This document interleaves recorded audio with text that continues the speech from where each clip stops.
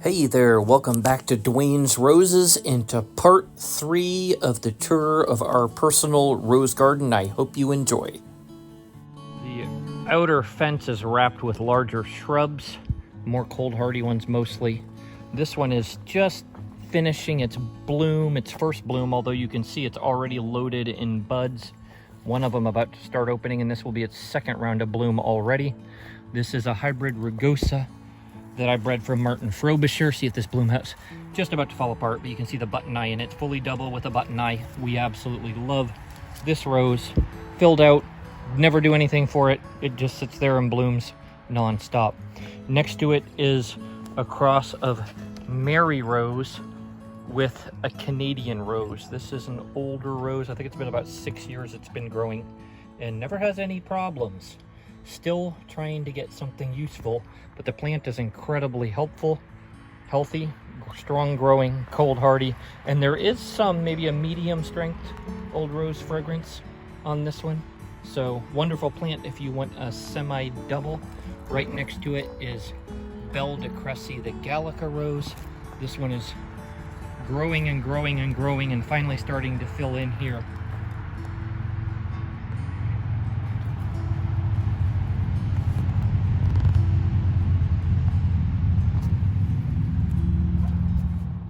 As you move past Belle de Cressy plant here and come on to the next one, you begin to already see the next one. But it's easy to overlook growing in between Princess Charlene de Monaco. A few bloom buds getting ready here on this one.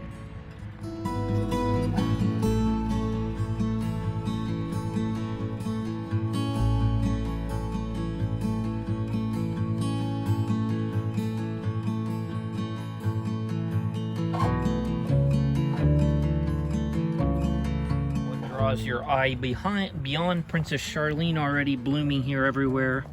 This is Love's Blush. It will draw your eye from a distance when it's in full bloom.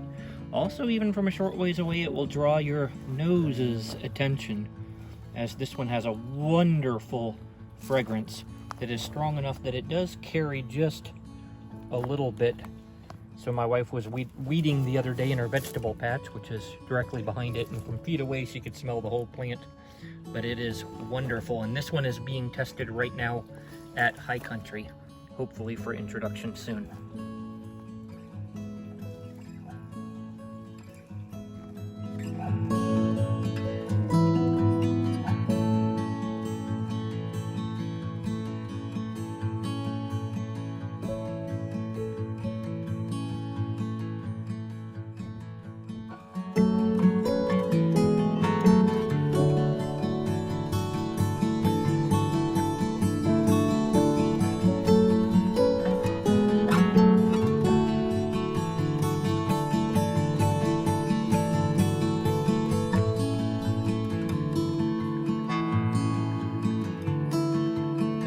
Following along from Love's Blush on this fence, you come to Great Maiden's Blush. Now, it got hit hard the previous winter, so it's just starting to recover, filling out as a plant. You can see the buds are finally starting to fill in this season, so looking forward to that one.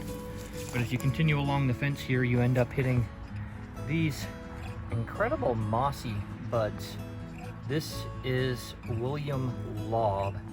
And I love all the different shades, not only in one bloom of purples, but as you move from younger to older bloom throughout the life cycle.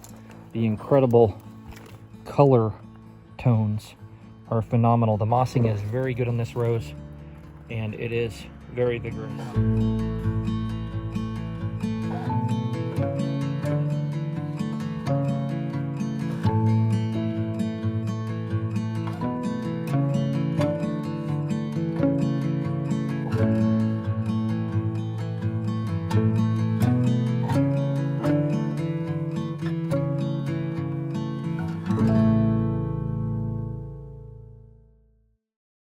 In the corner behind William Laub is actually a seedling from William Laub that looks like it has potential. It hasn't yet to bloom, so we will see.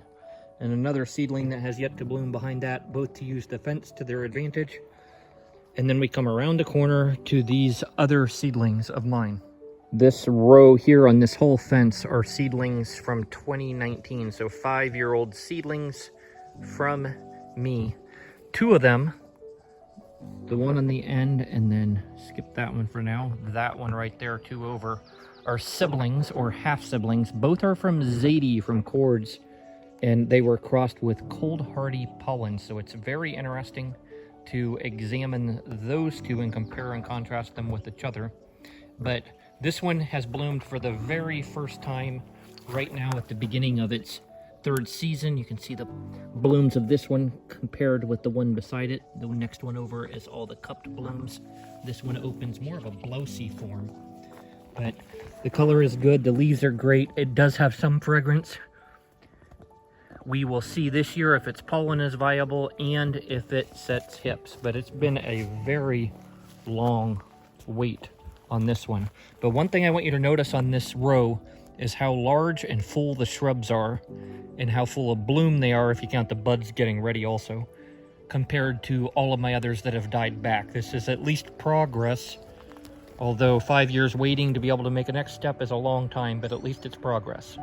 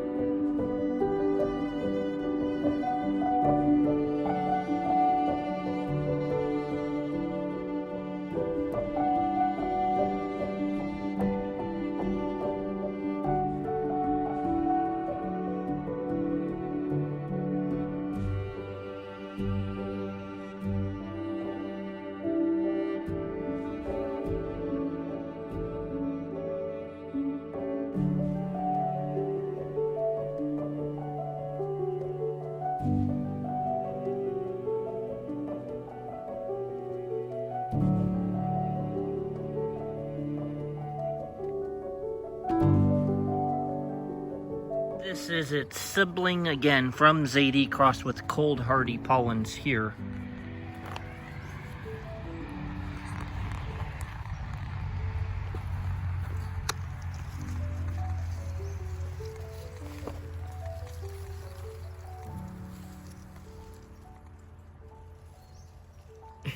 Pardon the bugs. I have an infestation right now at this moment of these little black bugs crawling everywhere. Just a sight nuisance, as it were. Mild shake, and they come off mostly. And in between these 2 offspring from Zadie is this one from Princess Alexandra of Kent, crossed with a Canadian rose. So far, I have been very, very thrilled.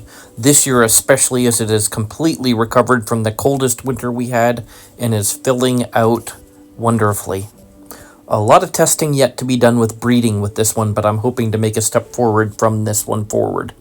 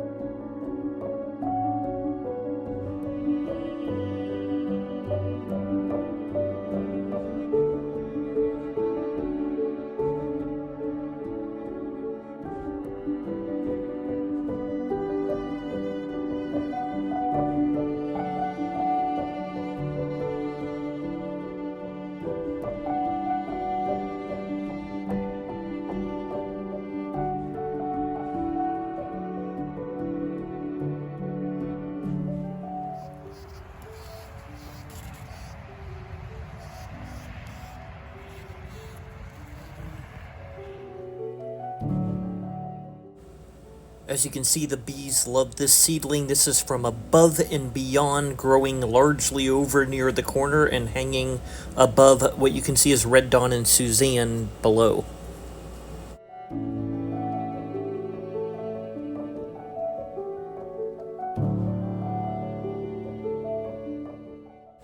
Growing next to this Above and Beyond seedling is this one. This is from the Squire crossed with Ramblin' Red from Rattler.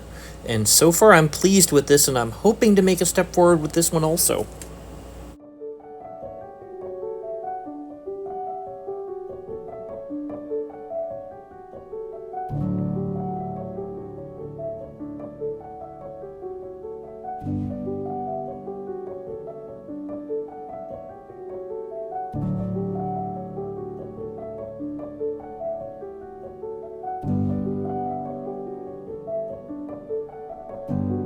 The seedling from Zadie is this one, which is a seedling from the Squire with pollen from Ramblin' Red. So it's managed to get some of the beauty and then some of the vigor, and it's a little more cold hardy because of that. And you can see it is just now starting to get buds setting on. It has a few open blooms, but mostly right now it is buds setting. A couple blooms hiding in the back here. Give you an idea of what this one looks like, and it will soon be in full bloom.